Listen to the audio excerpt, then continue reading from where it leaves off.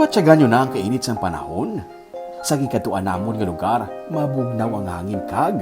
Yara sa ibabaw sang bungyod nga may nagkalain-lain nga mga ornamental kag flowering plants nga ginpangpaidas nga those stripes lang tawon kun sa layo.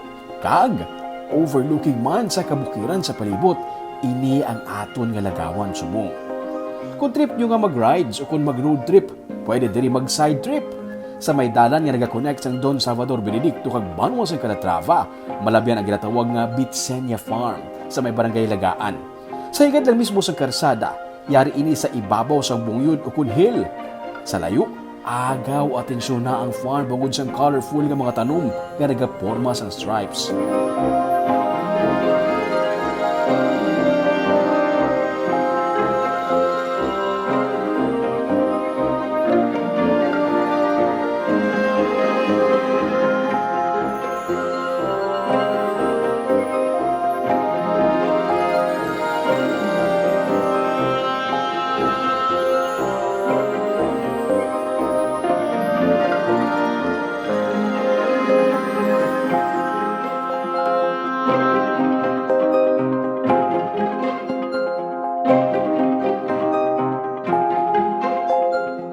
May 30 pesos ng entrance fee kag 20 pesos para sa kabataan. Ang salakyan, pwede maparking sa idalom kag pwede man mapataklad sa ipapaw.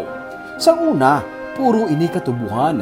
Ginmana ni Francesca Jimenez Gabas ang ining nga karutaan gikan sa iyang mga ginikanan. Sang pandemic, ginpa-convert sang iyang mga kabataan nga yara na sa luwas sa isa kang garden ang ining nga porsyon sang duta. Sa akong papa pa ni siya, buhay pas papa, Oo. sugar plantation din siya. Oo. Yung pag-pandemic, nanap po may kalsada. At ang mga bata ba, i-develop niya. Gusto nila, lemon flowers. Ano man, ang gapinan sa niya kong mga anak. Ibutan ng mga anak. Oo. Nga flowers, manapinsaran nila, ma'am. Gusto sila mauli sila din na sila, dire ko na sila matulog, anak. Palahuwayan ang inikuntani sa ilang nga pamilya pero bangod sa kadamo sa mga nagaayo nga magsulod kag magpa-picture, ginbuksan na lang nila sa publiko kag ang entrance fee amo ang ginabayad sa naga-maintain sa garden. Hindi man abi basta-basta mag-maintain sang amo sini kadamo nga mga tanom.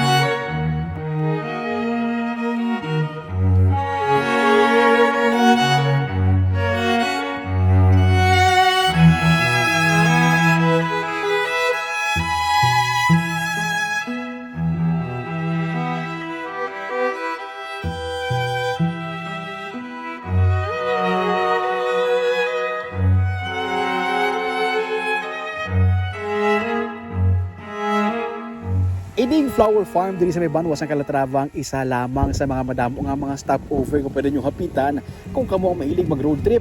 Magkadto ka diri, ma-relax ka bangod sang katahom sang kulor sa mga bulak kag katahom sang view.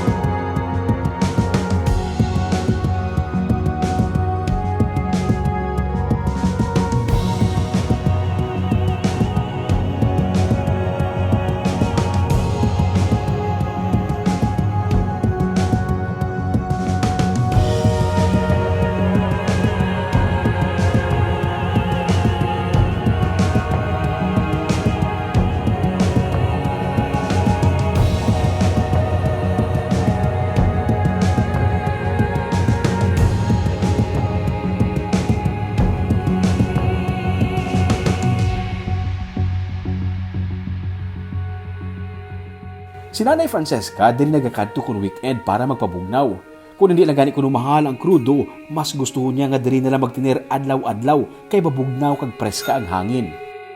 Dili pa lang mahal kay gasolina. Kada adlaw maayong ari dire. Maka breath pagka fresh air. Relax ka. Walang problema nimo. Plano nila nga magdugang pagid diri sa swimming pool sa ibabaw. Kung ari ka naglang diri sa farm, pwede ka nalang makadiretso sa Eco Tourism Park sa Calatrava, nga yara man sa higad sang highway. Lubos-lubusan na lang ang road trip. Ini ang dump site sadto sa Calatrava, pero gin-convert nila sa lalagawan sa mga pumuluyo. 30 pesos man ang entrance fee sa adult kag 20 pesos sa kids. Diri mo makita kung paano ginimo nga mapuslanon nga mga bagay ang pwede pa ma-recycle nga mga butang. May ginatawag din nga skywalk, 193 steps, malapot mo ang viewing deck sa ibabaw. Pag-abot mo sa viewing deck, worth it ang kakapoy kay.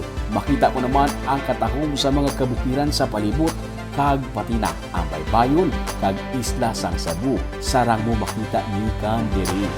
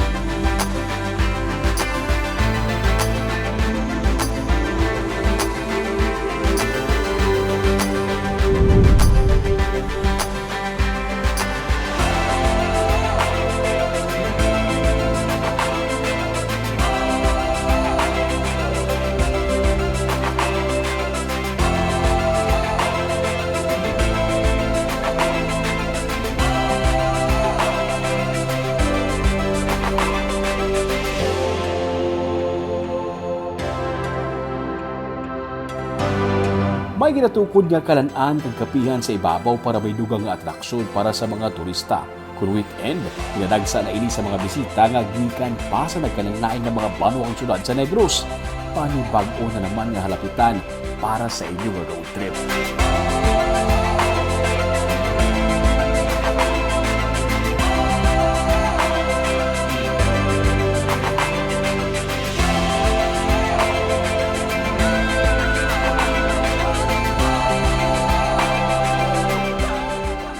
Sa tuwan ay magsiling ka nga banwa sa Calatrava, amo kag banig lang ang ginapaminsan nga pwede makita sa Calatrava, pero karon kadamo nasang pwede nyo masarangan nga makitaan diri sa may banwa sa Calatrava.